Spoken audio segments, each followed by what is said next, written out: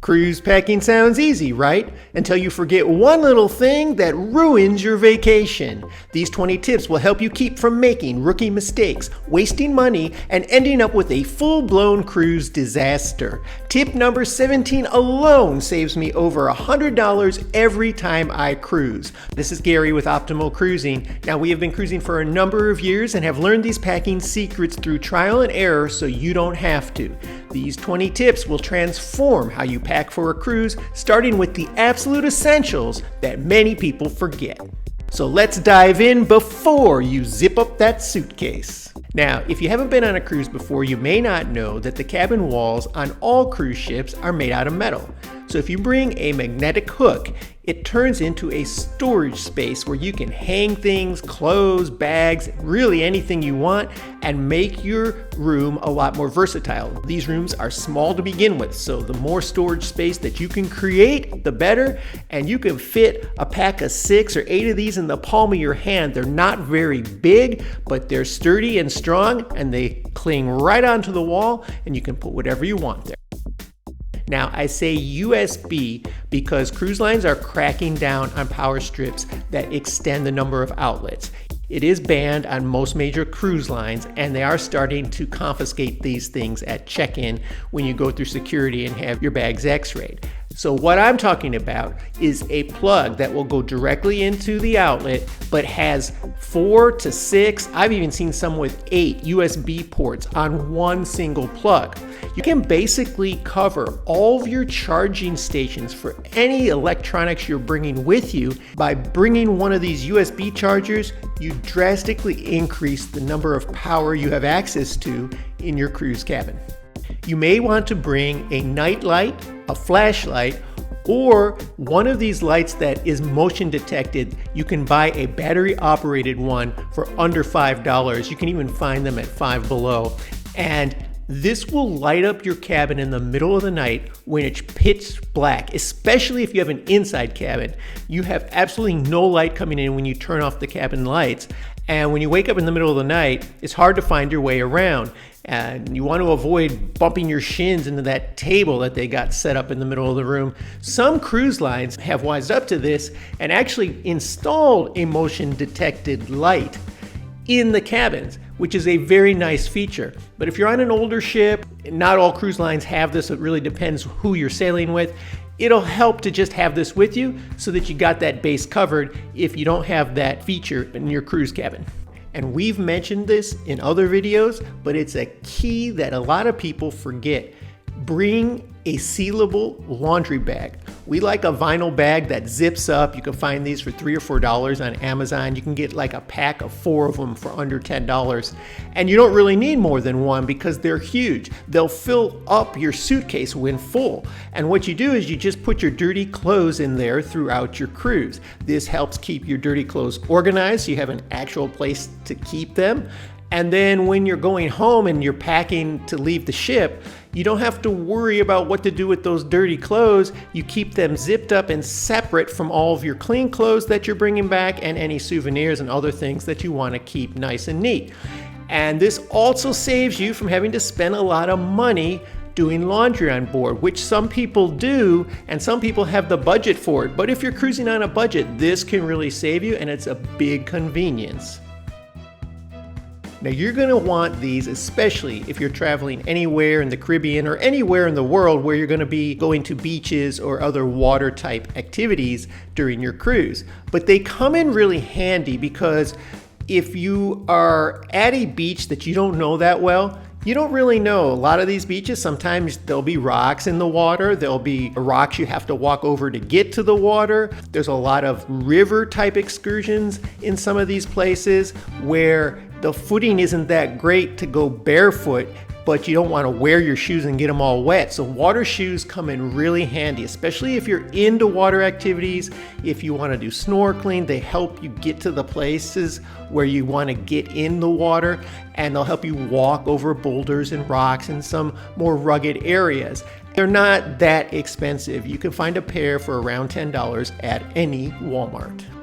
Now, this one might seem odd, but there's a couple good reasons to have these along with you. One is you're going to be frequenting the buffet most likely, and It's not open all the time. They no longer have the midnight buffets they used to have. Sometimes you might want to take a little bit back to your room with you, and it gets cumbersome to pile it on plates and bring plates and leave them open in your room. This way you can put some snacks, some pastries, some desserts that you want to bring back, maybe some cookies, put them in a little Zip-Loc bag, and you've got that for the next day, that evening. It'll last longer that way. And then on the last day of your cruise, if you're going to enjoy the pools, the water slides on board the ship when you're sailing back home, and you don't want to be packing that wet suit back in your suitcase, you just stick it in a Zip-Loc bag. It makes it easy, zip up, and convenient, and keeps everything else clean and dry. Now you're going to want to check your cruise itinerary before you go. Different cruise lines handle these things differently, but almost all cruise ships will have some type of formal night, and some will have other types of nights like a white night or a themed night, maybe a 70s themed night.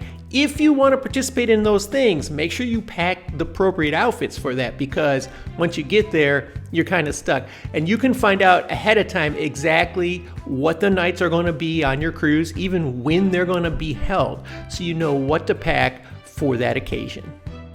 Light sweaters, sweatshirts, or even jackets, even if you're going on a Caribbean cruise or a warm weather cruise. And this is because air conditioning can vary widely from one place to another place in the ship. So you might find that in your room you're fine, where you can kind of set your own temperature, but then when you go to watch a show in the theater, you're freezing. So it's good to have a layer or two of clothes that you can just throw over whatever you're wearing if it gets a little cold. And depending on the time of year when you're sailing, even in warmer climates, you're going to run into some cooler days and cooler nights where having a sweatshirt, having a pullover, having even a jacket will come in handy, and you'll be thankful you brought it.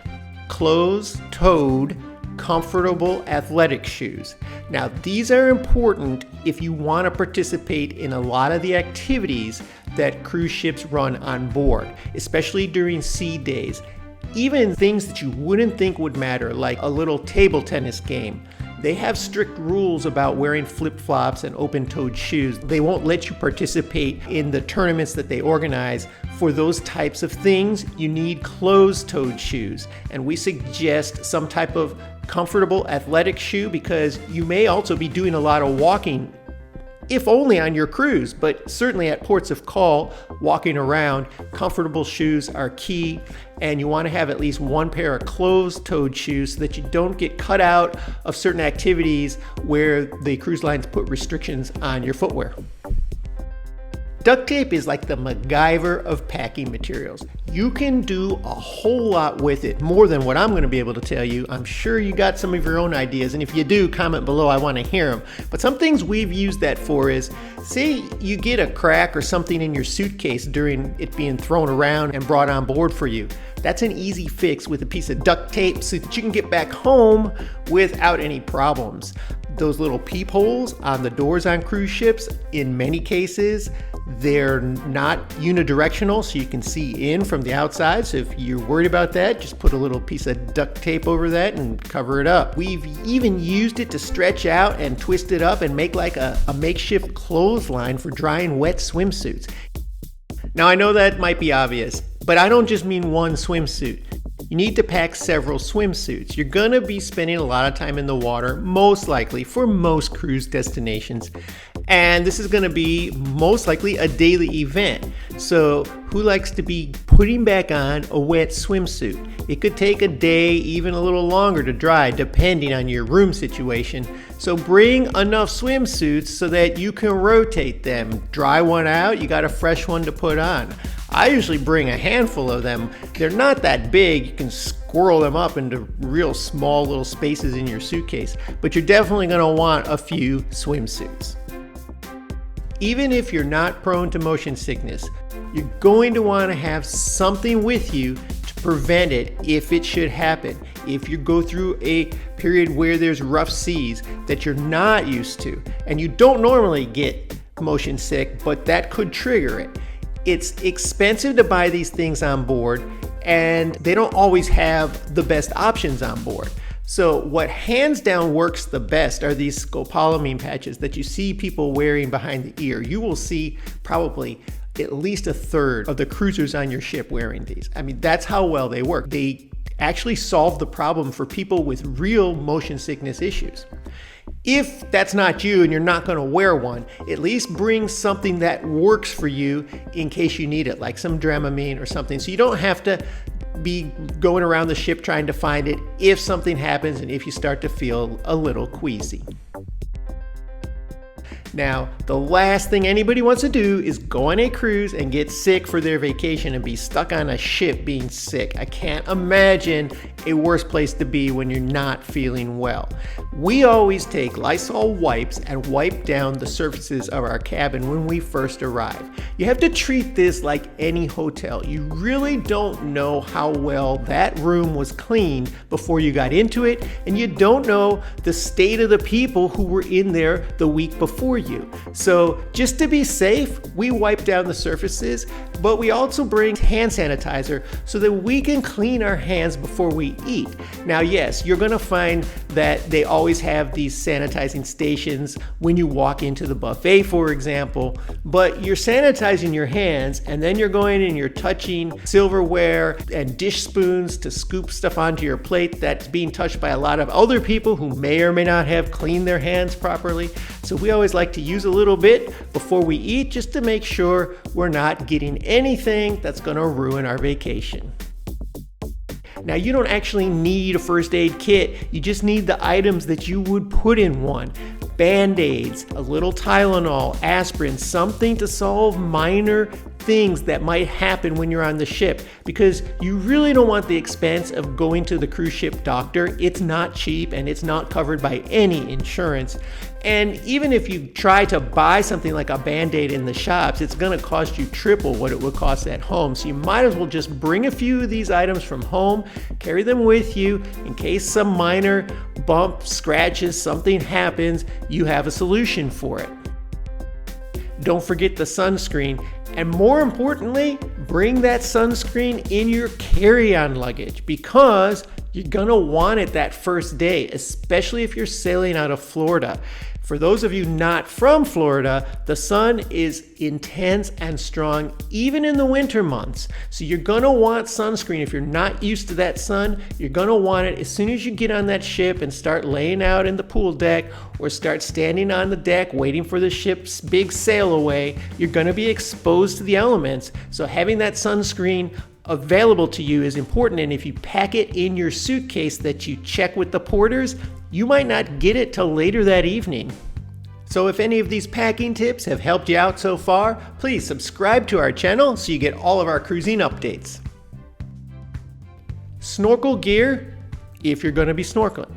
Because if you have snorkel gear, or even if you don't and you're going to try out snorkeling, it's much cheaper to buy a beginner's snorkel gear at a sporting goods store or a Walmart and bring it with you than it is to pay to rent them when you go on your cruise. Because even if you're just gonna do a little snorkeling at the private island, they're really gonna charge you like $40 just to rent the gear for a day. You can buy a decent set of snorkel gear for that price, actually for a lot less. So we always bring ours with us, and that way we're ready to go wherever we feel like we want to do some snorkeling. And there's a lot of cute little spots where you can't even rent gear, but some of these spots are right at ports of call, especially in places like Cozumel, other destinations in the Caribbean. They've built little like entryways into the water, right walking distance from where the cruise ship docks. And some of the snorkeling there is not half bad. And this one saves me hundreds of dollars every time I cruise. A reusable water bottle. Now, can you imagine having to buy bottled water every time you're thirsty on a cruise ship? And they're not selling it to you for $1 or $2. It's gonna be $3 and $4 depending on your cruise line. That adds up fast. And if you're a family, if you're traveling even just with one other person, that's a lot of expense for water. But if you have a refillable bottle, it doesn't even need to be anything fancy. I use a tumbler because I like it, keeps it cold for a long period of time. But you can even bring a bottle, a water bottle that used to have water in it, and just refill it all day long on the cruise ship. You can even put in there the other free drinks that your cruise line offers, which typically would be lemonade, juices, iced tea. You can put that right in there and take that around the ship with you. You can even carry that, in most cases, offshore when you get off the ship at your ports of call. This will save you a lot of money buying water throughout your day when you're on vacation. Now this comes in really handy for your sea days because it gets windy out there. Most cruises that you will take, you're going to have at least 1 or 2 really windy days, and you're going to want to set up your towel on a chair, on a deck chair somewhere, and then maybe leave it, get something to eat, bring it back there, or get into the pool and go back. And people claim their chairs all day long, and they use these towel clamps to set the towels on the chair so they don't blow away, and it keeps it nice and neat for you when you come and go, that you don't have to reset your towel every time. It also makes it easy to find your place, or for your family to find where you are. They come in different designs. Some of them even look like animals. We've seen these all over the place. So now that you've got your towels clamped down, you're going to want to bring on some laundry detergent. You can just take a little small plastic bottle and put some laundry detergent in there. It might really come in handy. If you spill something on your nice clothes, you have some detergent to get it at least rubbed off so it doesn't stain permanently. And you can even wash some clothes in your bathroom sink if you really need to, and get something clean and hang it out to dry. It's a perfect way to solve some small problems that might occur without having a big expense or a big laundry bill, which is what the cruise ship will charge you if you send your clothes to laundry. Now I know this seems silly, but we always end up coming back with a suitcase that doesn't seem to close. For somehow we couldn't get everything back in to fit. Really, it's probably because we picked up a few things along the way. And you want to keep that in mind, because there's nothing worse than leaving your cruise and having to hand carry a bunch of extra souvenir bags that you picked up during your vacation. It's best if you actually have a suitcase that's half empty, or just bring an extra small suitcase to put all those things in. The airlines might limit you, but the cruise lines don't limit you to bringing an extra suitcase. They don't limit you just to one suitcase. So having that extra space can help you out, especially for your return home. Now there's 2 important things I left off this list because they're kind of obvious, but if you don't pack them, you could be in trouble. Number 1 is your documents. Make sure you know what documents are required for where you're traveling. These things change frequently, so check before you go. Not months before you go, but weeks before you go. In fact, if you're doing a cruise in Europe anytime soon, depending on when you go, you're gonna need an extra step to get a visa that you didn't need before. And it's not a real visa, it's an electronic visa. You get it online. But if you don't have all these things in order and you don't pack all the right documents, you will be denied boarding onto that ship. And the other thing is medications. Don't forget your medications, and don't put them in your luggage, put them in your carry-on bags, because you never know if you might lose a bag, if you might have a bag that doesn't get to your room or it gets there late. It has happened. And you can't get these medications on board. And if you're stuck getting to a port of call and need to figure out how to get those medications that you need, it's going to kind of ruin your vacation. So make sure you have them and bring them on your person with you. So now that you've got your suitcase all zipped up and you're ready to go, did you know that there are just a few simple things you can do on embarkation day that could save your entire cruise? I'll tell you all about those right here.